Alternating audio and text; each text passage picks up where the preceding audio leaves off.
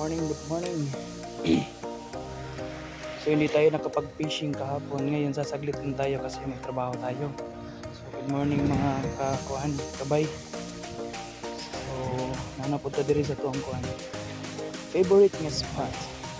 So medyo linaw ang dagat. No? So ang ato ang setup pag sa ato ng kauban. So ang ato ang rod kay Shadow for the Wind. So medium light lang atong gigamit ko. Shadow for the Wind. Then ang yung reel kay kuan generation ratio siya. So 3000 series. Sugay lang. Ang ako ang breed kay kuan siya. Sugay lang na kuan 4.5.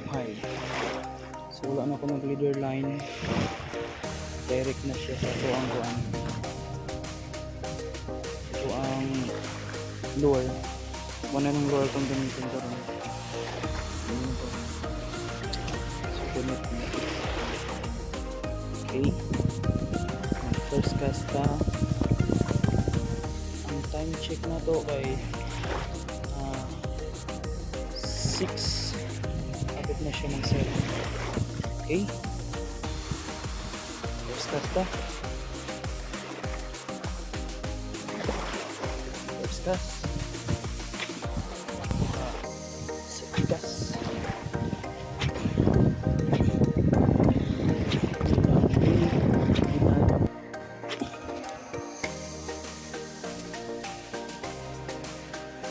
Okay, pwede na tayong umuwi. Okay, wala tayong nahuli, kaya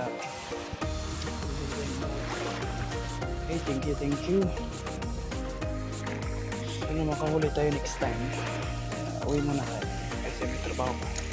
Okay, thank you.